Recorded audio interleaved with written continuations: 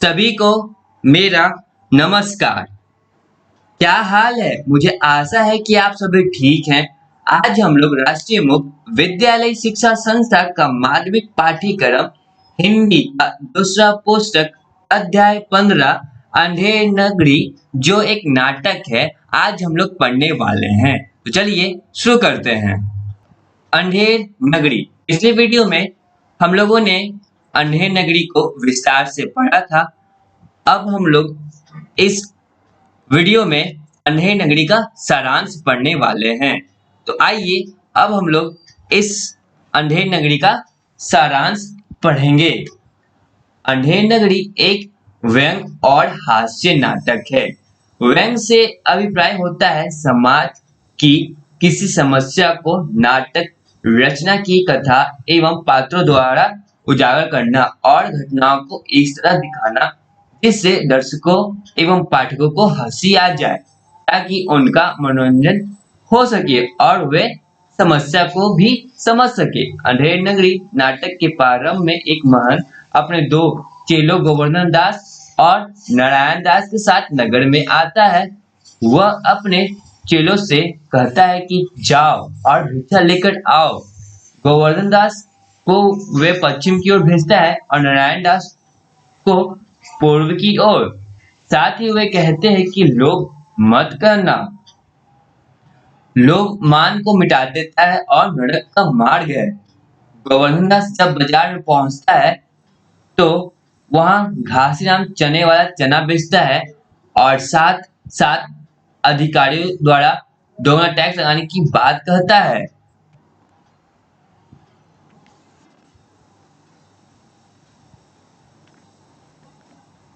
हलवाई गर्मा गर्म जलेबियां बनाता है और उनकी तारीफ करता है। चूरन वाला अपने चूरन की प्रशंसा करता है और साथ साथ शासन और कानून पर व्यंग करता है। हर चीज के दाम यहाँ टके सिर है। बनिया भी हर चीज टके सिर बेचता है। यहाँ सब देखकर गोवर्धन दास बहुत खुश होता है। वह भिक्षा में मिले 7 पैसे से 3.5 किलो मिठाई खरीद ले जाता है। वहां वे देखते हैं कि हर चीज एक ही भाव पर मिलती है, हर चीज टके से बिकती है। यह अंधेर नगरी है और यहाँ चौपट राजा का शासन है। गुरु तुरंत चेलों को नगर छोड़ने की सलाह देते हैं। वह कहते हैं कि यहाँ रहकर किसी मुसीबत में फंस जाएंगे क्योंकि जहाँ का शासक ही बुद्धिहीन और लापरवाह हो वहां रहने का समस्या अवश्य पैदा होती है। किंतु महंत के समझाने पर भी गोवर्धन दास वहां से जाने को तैयार नहीं होता और अंधेर नगरी में ही रहने लगता है। चौथा दृश्य में राजसभा का दृश्य है। राजा शराब के नशे में धुत है। तभी एक फरियादी न्याय मांगने आता है। वह कहता है कि कल्लू बनी की दीवार गिरने से उसकी बकरी मर गई। राजा दीवार को पेश करने को कहता है और दीवार को न आ सकने की बात सुनकर कहता है कि उसकी किसी रिश्तेदार को पकड़ लाओ। यहाँ पता चलता है कि राजा कितना मूर्ख है। बनिए को पकड़कर लाया जाता है। कल्लू फांसी चढ़ने की बात सुनकर कारीगर पर दोष लगाता है। कारीगर चुने वाला पर, चुने वाला भिस्ती पर, भिस्ती कसाई पर, कसाई गड़ेरिया पर, गड़ेरिया कोतवाल पर दोष डाल देता है। राजा अंत में कुछ भी सुने बिना कोतवाल को फांसी जाने का हुक्म देता है। पांचवा दृश्य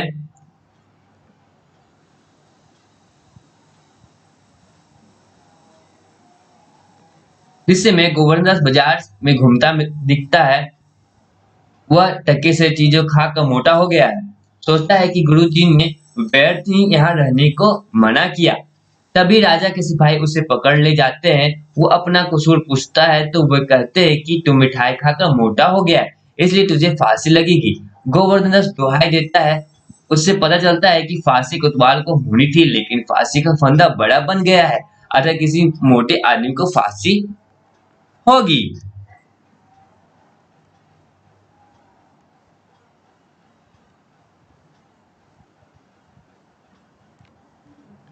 छठे दृश्य में गोवर्धन दास के गुरु आते हैं। वह गुरु की चरण पकड़कर उन्हें बचाने के लिए कहता है और सारी बात बताता है। गुरु सिपाहियों से चेले को अंतिम उपदेश देने की अनुमति मांगते हैं। महंत गोवर्धन दास के कान में कुछ कहते हैं और फांसी चढ़ने को तैयार हो जाता है, किंतु महंत भी फांसी चढ़ना चाहते हैं।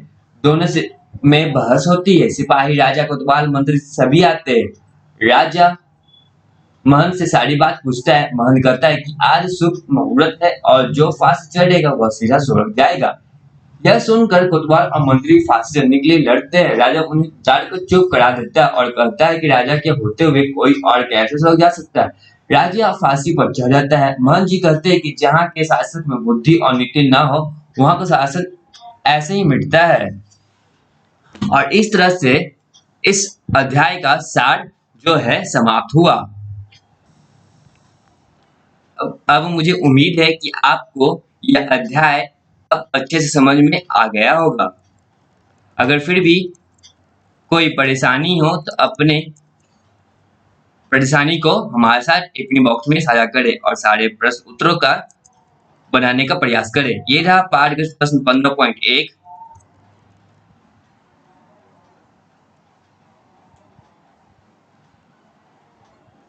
और ये रहा पाठ का प्रश्न पॉइंट 2,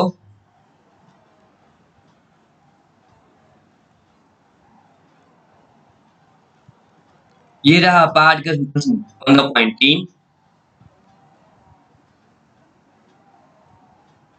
ये रहा पाठ का प्रश्न 15.4, ये रहा पठान प्रश्न, ये रहा उत्तरमाला। तब तक के लिए आप सभी का धन्यवाद।